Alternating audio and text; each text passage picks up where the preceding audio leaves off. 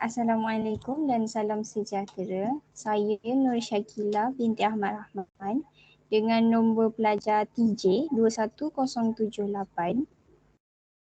Saya akan membentangkan tajuk Islamofobia, Jihad, Tanggapan Barat versus Hakikat Islam. Baik, kita mulakan. Pertama sekali, kita akan melihat pada tanggapan orientalis barat terhadap jihad.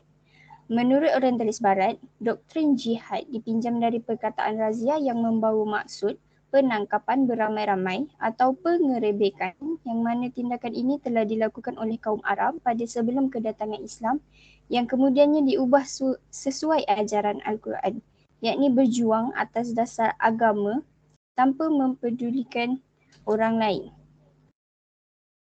Seterusnya, antara faktor Islamofobia adalah propaganda media. Golongan orientalis barat yang berpengaruh mengawal intisari maklumat yang akan disebarkan oleh media. Jadi, segala maklumat yang disampaikan oleh media melalui berita ataupun siaran radio itu berkemungkinan adalah salah satu propaganda daripada orientalis barat yang bertujuan untuk memburukkan imej Islam. Seterusnya adalah puak pelampau. Puak pelampau ni adalah golongan ekstremis Islam yang mana menjadikan agama Islam sebagai alasan untuk menimbulkan huru-hara atas nama berjihad di jalan Allah, yang mana mereka mempercayai bahawa agama Islam adalah satu-satunya agama yang hanya wajib ada, yang perlu wujud, dan menolak kepentingan agama lain dan membenarkan diri mereka untuk menyakiti orang yang tidak bersefahaman dengan mereka. Antara contoh puak pelampau adalah Al-Qaeda, ISIS dan Daesh. Baik, seterusnya faktor Islamofobia adalah dua peristiwa penting dunia yang mana pada tanggal 11 September 2001 adalah serangan terhadap World Trade Center di New York, yang mana 19 orang daripada kumpulan Al-Qaeda melakukan rampasan kapal terbang dan pengeboman berani mati yang mengorbankan 2,977 orang. Seterusnya, peristiwa pada tanggal 7 Julai 2005 di mana empat pengeboman berani mati yang menyasarkan pengangkutan awam.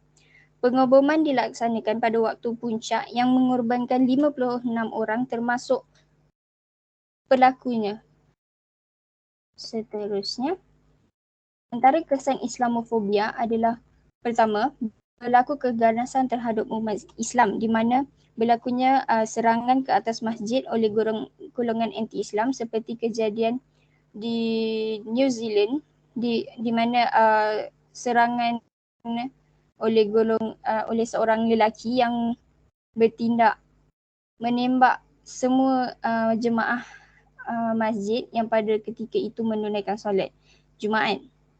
Seterusnya, kesan yang mana umat Islam dihalang mengamalkan Islam secara bebas. Sebagai contoh adalah larangan bertudung oleh kerajaan Perancis bagi wanita beragama Islam yang pada baru-baru ini dikuatkuasakan di Perancis.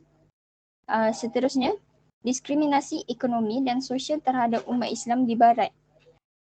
Yang boleh kita lihat kebanyakannya dan selalunya adalah berlaku ketika seorang yang beragama Islam ingin melakukan perjalanan antarabangsa yang memerlukan mereka untuk menaiki kapal terbang, di mana mereka akan dipaksa untuk melalui pemeriksaan ketat kerana timbulnya prejudis dan syakwa sangka hanya kerana mereka beragama Islam. Baik, seterusnya kita akan tengok hakikat jihad dari dalam Islam. Jihad pada uruf syarak membawa makna mengerah sepenuh kemampuan untuk berjuang pada jalan Allah dengan nyawa, harta, lisan dan lain-lain. Dari sini kita boleh tafsirkan bahawa jihad pada pandangan Islam tidak membawa maksud kepada peperangan semata-mata. Ia boleh dilakukan dari pelbagai segi melalui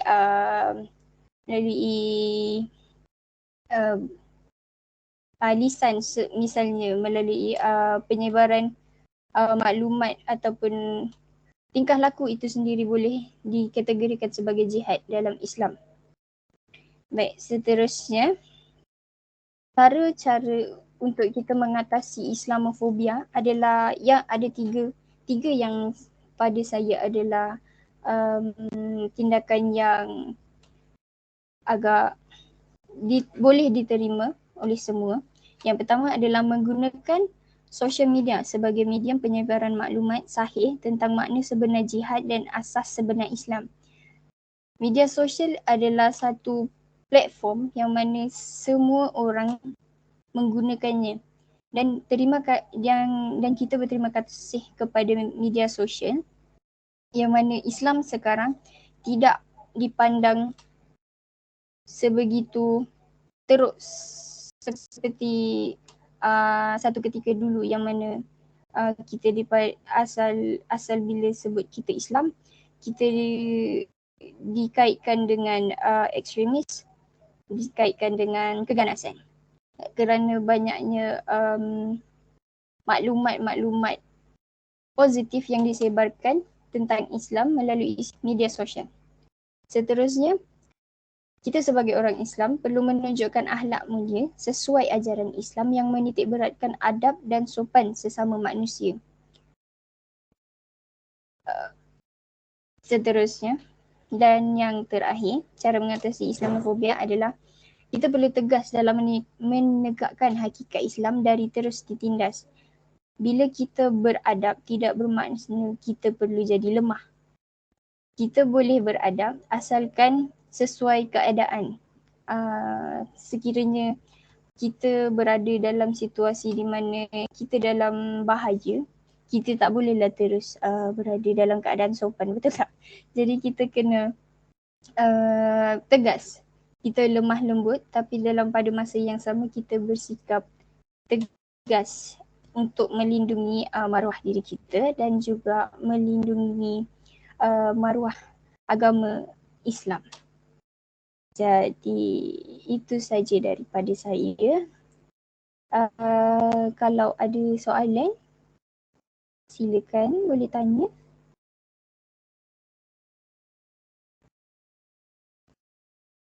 Ada soalan ke?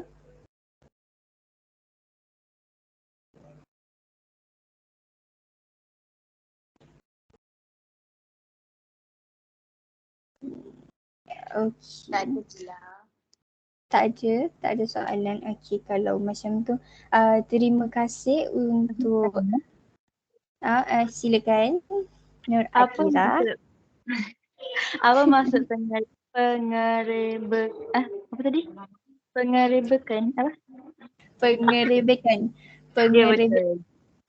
Pengerebekan ni pengerebekan ni adalah perkataan daripada bahasa Indonesia yang bila ditafsirkan dalam bahasa Melayu, ia membawa maksud pada serbuan, penangkapan dan